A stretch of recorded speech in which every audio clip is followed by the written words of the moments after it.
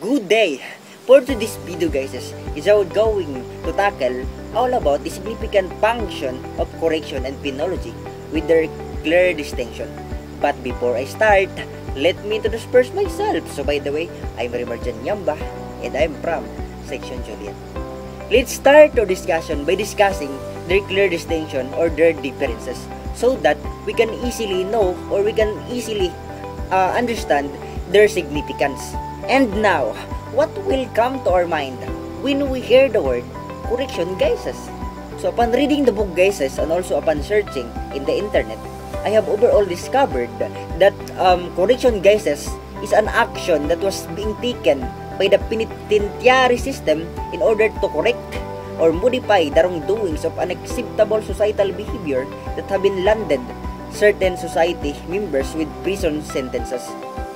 So overall guises, as what I have said earlier, in connection to that, correction guises is the separation of criminals from the society in which they would operate.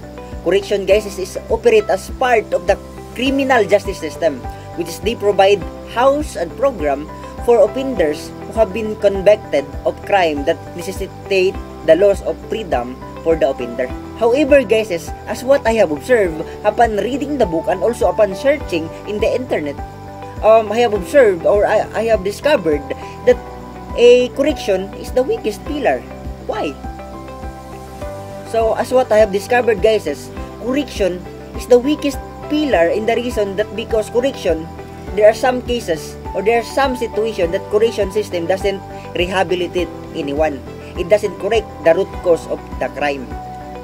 Instead of to correct it, there are some times or there are situations that they make it become worse.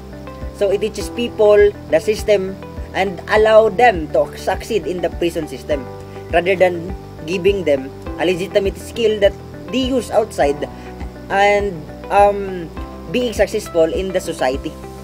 That makes the reason that there is a high rate of recidivism or reoffender criminal. And now, let us proceed to discuss what is a penology, guys. So what will come to our mind when we hear the word penology?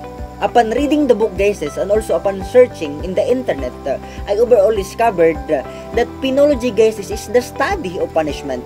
This is a system of punishment, guys, in which put in place to account for the antisocial action of individual. So, what is the purpose of penology, guys? So, I overall discovered, guys, no, as what I have said earlier, in connection to that, penology, guys, is a multidisciplinary subject that overall aims for the duty or for the study and evaluation of the application of penal laws onto the wrongdoers. It is broadly explains the justification of characteristics and effectiveness of punishment in its various forms, guys. Now, why do we need to study penology, guys?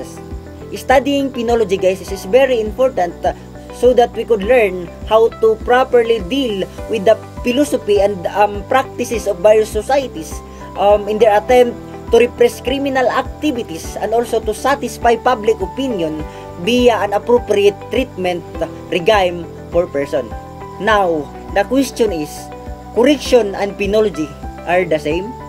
Upon reading the book, guys, and also upon searching in the internet, I overall discovered that they are not the same, but they are connected with each other. Without the penology, the correction might not be function, and without the correction, the penology might not be function.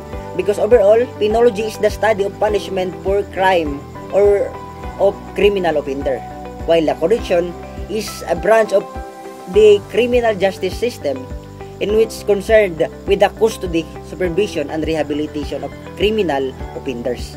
In conclusion, guys, upon reading the book and also upon searching in the internet, I overall discovered that penology and correction have three purposes or three significance that we need to learn.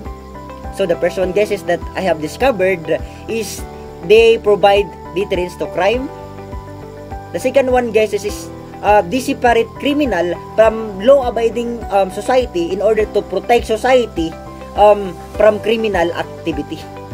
And then the last one, guys, is they rehabilitate criminals so that they might become law-abiding. So that's all for this video, guys. I hope you enjoy watching, and I hope you learned a lot in this video. So by the way, again, I'm Remar Yamba, and I'm from Section Juliet of Socotec, second year B Screen.